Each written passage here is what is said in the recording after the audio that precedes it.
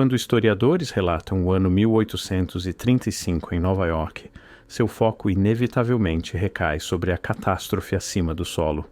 O grande incêndio, que devastou a Baixa Manhattan, os 700 edifícios consumidos numa única noite de dezembro, o distrito financeiro reduzido a cinza congelada, o coração da cidade destruído em temperaturas tão frias que a água virava gelo antes de alcançar as chamas. Mas a narrativa autêntica, aquela conspicuamente ausente dos relatos jornalísticos e ainda oculta nas sombras arquivísticas, originou-se abaixo das ruas.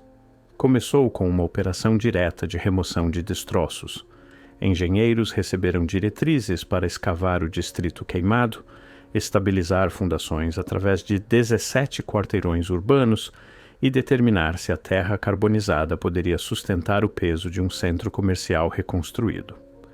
Enquanto a nação observava os comerciantes nova-iorquinos salvarem o que restava da capital financeira americana, o objetivo era puramente prático: limpar os escombros, inspecionar o substrato e preparar o terreno para a reconstrução. Mas no instante em que trabalhadores começaram a penetrar através dos porões carbonizados, algo totalmente inesperado ocorreu. Eles romperam em câmaras que permaneceram seladas por gerações. Abaixo das casas comerciais, em profundidades muito superiores ao alcance de qualquer porão documentado, as equipes descobriram salas e aparatos que não correspondiam a nenhum registro predial.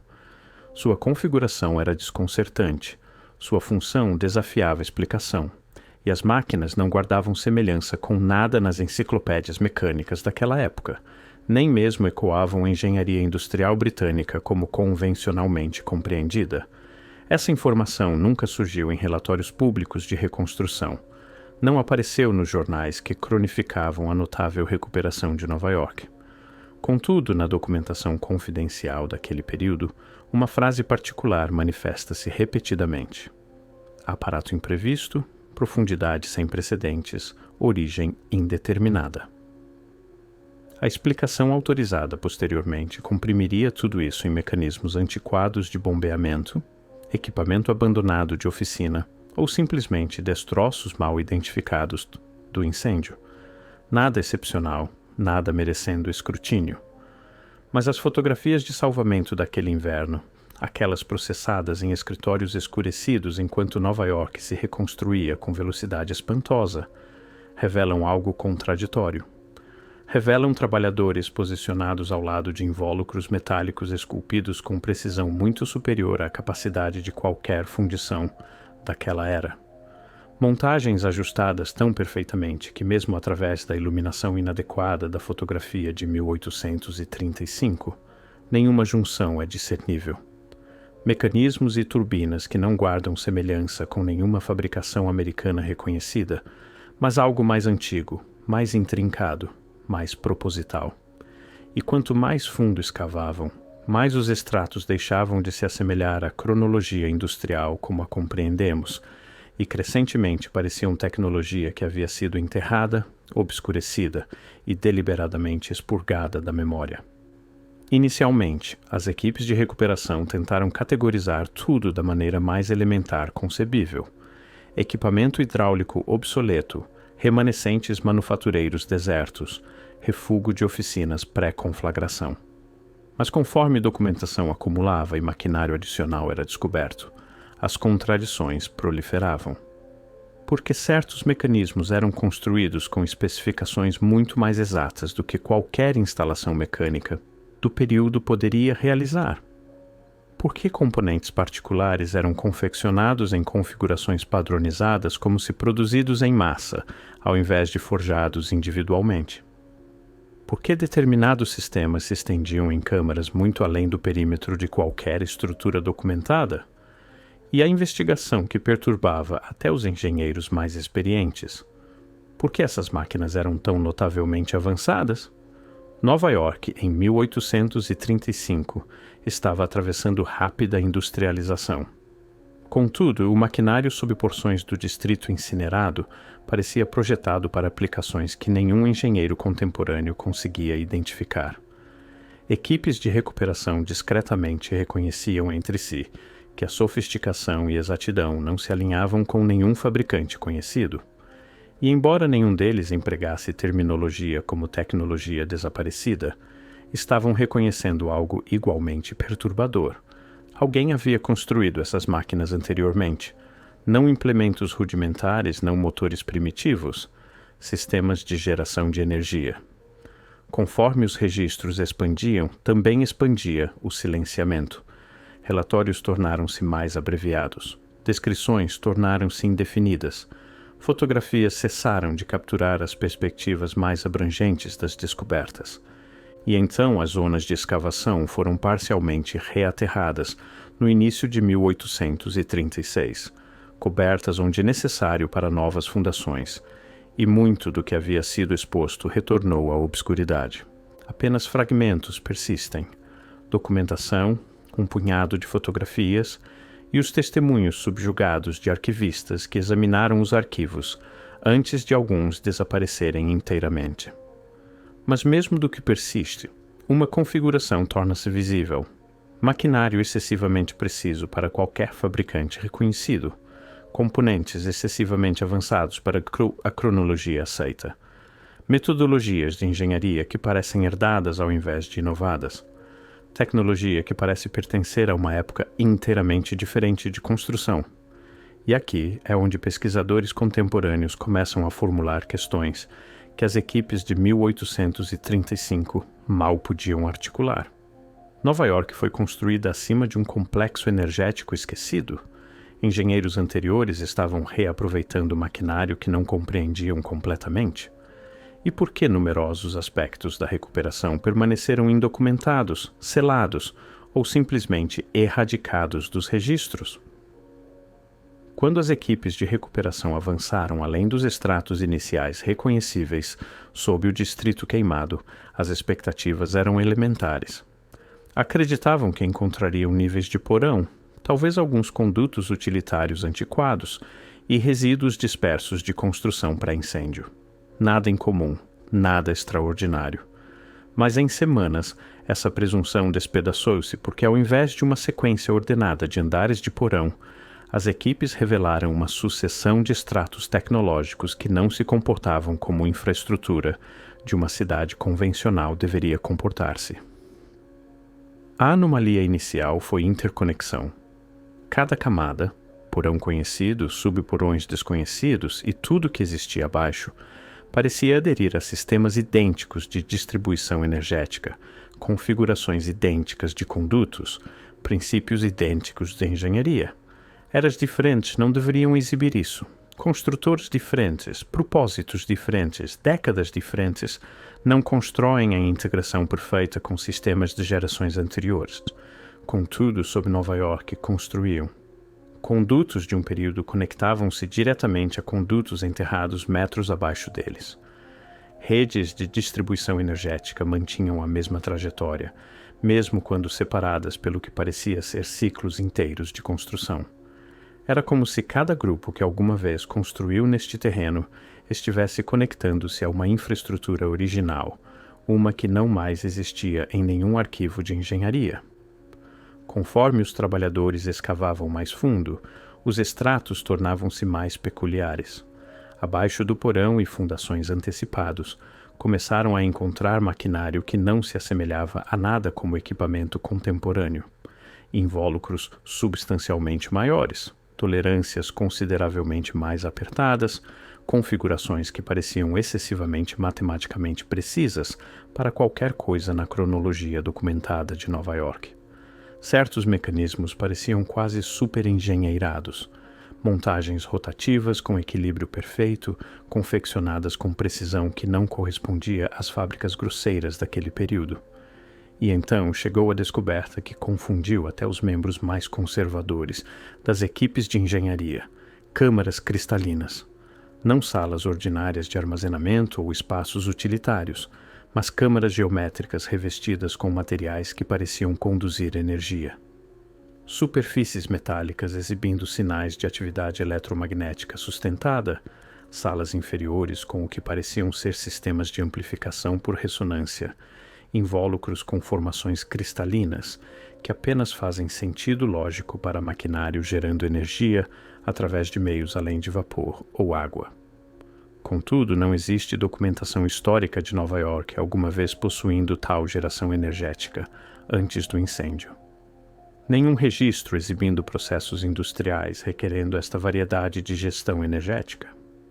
Nada que esclareça por que seções substanciais da infraestrutura mais profunda parecem como se tivessem outrora abrigado tecnologia muito além de qualquer sistema energético reconhecido do início do século XIX.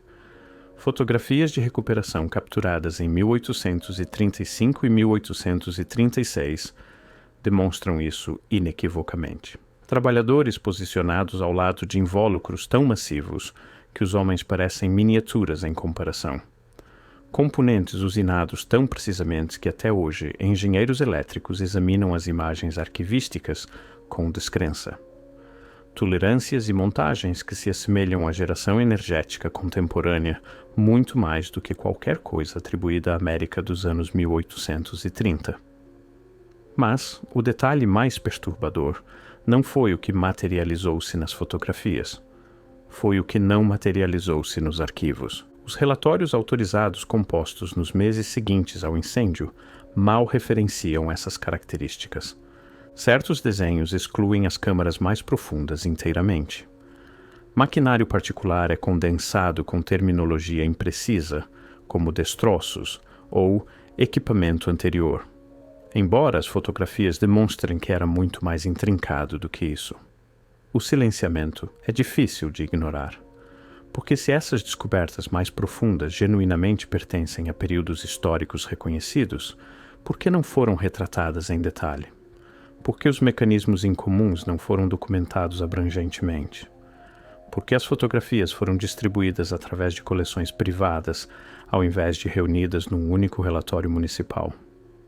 Até certos dos componentes levantavam uma indicação de alerta. Bordas excessivamente afiadas, superfícies excessivamente lisas, canais excessivamente uniformes, marcas que pareciam menos forjamento manual e mais usinagem de precisão. Usinagem que, segundo a cronologia convencional, não existia quando aqueles componentes foram supostamente manufaturados. Quanto mais fundo as equipes escavavam, mais difícil tornava-se incorporar essas descobertas na narrativa ordenada e linear do passado nova-iorquino. Porque camada por camada, o terreno sob o distrito financeiro começava a aparecer menos como uma sequência de fases construtivas e mais como um repositório de segredos enterrados. Um local construído, reconstruído e sepultado múltiplas vezes, contudo perpetuamente conectando-se à mesma infraestrutura enigmática. E isso nos conduz ao ponto de virada mais significativo na descoberta completa. Infraestrutura que não correspondia a período algum. Um sistema que não combinava com engenharia americana, não combinava com design europeu, não combinava com civilização reconhecida alguma. Algo deslocado. Algo anacrônico. Quando as equipes de recuperação pressionaram mais fundo no terreno sob o distrito incinerado, as descobertas cessaram de se assemelhar a qualquer coisa pertencente a uma cronologia industrial ordenada e estruturada. O que começaram a descobrir foram sistemas que não combinavam com engenharia americana, não combinavam com design europeu e nem mesmo combinavam entre si em qualquer sentido tradicional. Ao invés, formavam uma linguagem tecnológica em comum, uma que parecia originar-se de múltiplas eras, contudo permanecia de alguma forma unificada, integrada e impossivelmente exata. O choque inicial chegou com as próprias câmaras. Estas não eram porões grosseiros de armazenamento ou passagens utilitárias estreitas. Eram espaços geometricamente perfeitos, salas moldadas com dimensões exatas, arcadas que mantinham sua curvatura perfeitamente, e estruturas metálicas dispostas com coerência, quase como remanescentes de uma instalação mestra que não mais existe em arquivo algum. Certas câmaras estavam completamente seladas, empacotadas com aterro tão concentrado que trabalhadores pensaram ter encontrado rocha-mãe. Mas uma vez abertas, revelaram interiores que pareciam intocados desde o momento em que foram fechados. Paredes refinadas, metal ajustado e maquinário que gerava mais mistérios do que soluções. E então chegou a característica que ainda confunde pesquisadores hoje: os núcleos energéticos esféricos. Oficialmente, foram subsequentemente rotulados como equipamento antiquado de cisterna ou aparato abandonado de caldeira. Mas nada neles corresponde a armazenamento típico de água ou geração de vapor. Eram excessivamente simétricos, excessivamente precisamente usinados e excessivamente perfeitamente selados, como se fossem projetados, com implementos capazes de manter tolerâncias que associamos com manufatura contemporânea. Certos núcleos eram substanciais o suficiente para diversos homens ocuparem internamente. Outros continham mecanismos internos que pareciam projetados para rotação a velocidades tremendas.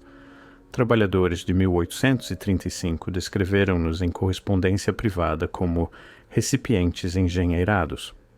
Não tanques de armazenamento, mas contêineres com propósito energético, embora ninguém pudesse especificar qual seria esse propósito. As superfícies dessas esferas exibiam características peculiares: padrões cristalinos embutidos no metal, gravações geométricas que pareciam canalizar energia e materiais que metalurgistas dos anos 1830 não conseguiam classificar. Outra anomalia materializou-se nas próprias redes de distribuição energética. Estas não eram meramente fios ou tubos descansando em pisos de câmaras. Muitos estavam integrados nas próprias paredes, posicionados em ângulos que não faziam sentido convencional, embutidos em alvenaria que claramente antecedia qualquer sistema elétrico que Nova York oficialmente possuía. Eram confeccionados com canais-guia, condutos que não faziam sentido para energia a vapor ou hidráulica, mas sentido absoluto para algo que conduzia energia através de ressonância ou princípios eletromagnéticos. Gerava uma perspectiva desconfortável. Os edifícios acima do solo talvez não repousem meramente sobre fundações naturais. Podem sentar-se sobre algo consideravelmente maior, um sistema de geração energética cuja função nunca foi registrada, nunca ensinada e nunca esclarecida na história autorizada da cidade. Quanto mais longe os trabalhadores investigavam, mais peculiares as descobertas tornavam-se. Componentes metálicos materializavam-se com limites perfeitamente retos. Certas superfícies eram polidas lisas, quase acabamento espelhado. Outras exibiam linhas cortadas com precisão tão limpas que maquinistas contemporâneos ainda debatem sobre quais implementos poderiam tê-las produzido. Mas a descoberta que gerou mais confusão foi a composição material de componentes particulares. Certas peças eram manufaturadas de ligas que metalurgistas de 1835 não conseguiam identificar. Outras exibiam estruturas cristalinas que apenas se desenvolvem sob condições muito além de qualquer forja ou fundição daquela era. Alguns materiais pareciam responder a campos magnéticos de formas que não deveriam ser possíveis com metais conhecidos do período. A explicação autorizada fornecida posteriormente: depósitos minerais incomuns, ferro meteórico, formações minerais naturais. Mas isso não esclarece por que esses materiais manifestam-se em componentes usinados, não forma bruta, moldados, processados, manufaturados em peças mecânicas precisas. Essa variedade de metalurgia demanda temperaturas e técnicas muito além da capacidade do século XIX, muito além de qualquer coisa documentada na história industrial americana. Certas superfícies exibiam o que engenheiros modernos reconheceriam como marcação eletromagnética, padrões que apenas se formam quando energia de alta frequência atravessa materiais condutores repetidamente ao longo de períodos estendidos. Pouco após essas descobertas, algo peculiar começou a ocorrer. Câmaras foram reaterradas novamente, passagens foram obstruídas, seções profundas da zona de recuperação foram isoladas de escavação adicional. Parte disso foi formalmente rotulada como considerações de segurança necessárias para apoiar nova construção acima. Mas as determinações sobre quais câmaras aterrar primeiro e quais áreas enterrar permanentemente levantaram questões subjugadas entre observadores, porque os espaços que foram fechados imediatamente eram consistentemente aqueles que continham o maquinário mais anômalo, os núcleos de precisão, os componentes de liga desconhecida, os sistemas energéticos integrados, as câmaras cristalinas que pareciam estender-se muito além da zona de escavação. Essas câmaras eram talvez a descoberta mais misteriosa de todas. Não eram espaços aleatórios de porão. Eram parte de uma configuração organizada, uma grade de espaços que parecia menos armazenamento e mais nós numa rede energética. Alinhados, medidos, planejados, como se outrora servissem uma função que não mais conseguimos identificar. E contudo, quase assim que foram descobertas, muitas foram seladas novamente. Suas entradas obstruídas, seu propósito inexplorado, sua existência discretamente removida de mapas subsequentes. Quando você examina as semanas finais da operação de recuperação de 1835, algo torna-se impossível desconsiderar. O projeto não concluiu. Foi interrompido. Não completado, não finalizado. Interrompido. Quanto mais fundo as equipes de recuperação iam, mais o tom de sua documentação transformava-se. Entradas iniciais eram confiantes, quase rotineiras, mas pela conclusão, a linguagem torna-se cautelosa, ambígua e estranhamente incompleta, como se alguém mais subitamente controlasse o que podia ser registrado. E aqui é onde o mistério definitivo começa, porque as câmaras finais que abriram sobre Nova York não eram ordinárias, não eram porão, não eram espaços utilitários, nem mesmo eram identificáveis como qualquer tipo reconhecido de infraestrutura. Eram algo inteiramente diferente. Múltiplos relatórios, os poucos que sobreviveram, retratavam um maquinário que subitamente mudava do familiar para o inexplicável. Invólucros com tolerâncias tão apertadas que você não conseguiria inserir papel entre os componentes. Montagens rotativas balanceadas com precisão que a América dos anos 1830 nunca deveria possuir. Plataformas construídas para suportar mecanismos muito mais pesados do que qualquer coisa documentada nas estruturas acima, e passagens que se estendiam além da zona de escavação, desaparecendo na escuridão sob a Nova York contemporânea. Mas aqui está o aspecto que sempre fica oculto. O maquinário mais avançado era o equipamento que foi reenterrado mais rapidamente. Trabalhadores descreveram aterrar câmaras inteiras de volta, selar entradas, empacotar terra em espaços que acabavam de ser descobertos. Não foi gradual, foi imediato. A explicação autorizada, preocupações estruturais, requisitos de segurança, prazos de construção. Mas se fosse exclusivamente sobre segurança, por que o equipamento mais sofisticado, mais precisamente engenheirado, foi selado primeiro? E por que os destroços, obviamente danificados, foram deixados expostos para documentação? Não faz sentido, lógico, a menos que aquelas descobertas mais profundas representassem uma variedade diferente de ameaça. Não física, histórica. Porque se a infraestrutura sob Nova York genuinamente demonstrava engenharia muito além da capacidade dos anos 1830, e se parte desse maquinário não combinava com fabricante conhecido algum, então a narrativa inteira aceita do desenvolvimento tecnológico americano começa a desintegrar-se. Imagine o que significaria se uma cidade contemporânea foi construída em cima de algo muito mais antigo. Algo avançado, algo engenheirado, algo que não construímos. Imagine o que significa se as fundações não eram meramente porão, mas tentativas deliberadas por construtores posteriores de ocultar ou reaproveitar tecnologia que não conseguiam esclarecer. E talvez seja por isso que as descobertas de 1835 foram discretamente reenterradas, não para salvaguardar os sítios, mas para salvaguardar a narrativa. As fotografias sobreviventes transmitem sua própria narrativa. Trabalhadores posicionados junto a invólucros que parecem quase contemporâneos, componentes que se assemelham à manufatura de precisão, sistemas excessivamente integrados para sua suposta idade. Estas não são as variedades de descobertas que historiadores preferem esclarecer. São as variedades que preferem não discutir absolutamente. E isso nos traz à investigação final. Uma investigação que arquivo algum, livro didático algum, publicação autorizada alguma jamais respondeu, abrangentemente, por que a evidência mais avançada, O maquinário mais sofisticado, a tecnologia mais anômala foram selados novamente, porque quando você recua, a configuração torna-se aparente. O maquinário de precisão foi sepultado. As ligas desconhecidas foram sepultadas. Os sistemas energéticos integrados foram sepultados. As câmaras cristalinas foram sepultadas. Os núcleos energéticos esféricos foram sepultados. E até porções da documentação fotográfica desapareceram.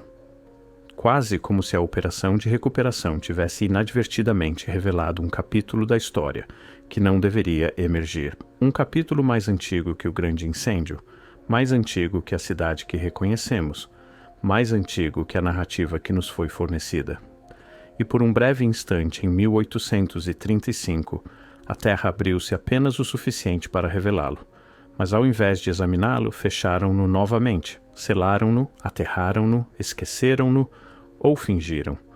Porque se Nova York ergue-se sobre tecnologia construída por uma civilização que não mais reconhecemos, então a questão genuína não é o que foi descoberto em 1835. É o que mais jaz sob as cidades do mundo. Que outros incêndios, que outros desastres, que outras destruições convenientes limparam a superfície apenas o suficiente para alguém enterrar o que existia abaixo? As usinas energéticas etéreas de 1835 não eram meramente destroços de uma fábrica esquecida. Eram um vislumbre, um breve vislumbre acidental numa versão da história que nunca deveríamos testemunhar. E agora, esse vislumbre é sua pista, seu mapa, seu convite para questionar tudo o que pensamos compreender sobre como nosso mundo foi genuinamente construído. Porque se isto é o que sobreviveu sob uma cidade, imagine o que ainda zumbi na escuridão sob o restante. Algo deslocado, algo anacrônico. Isto conclui o documentário, mas nossa busca continua.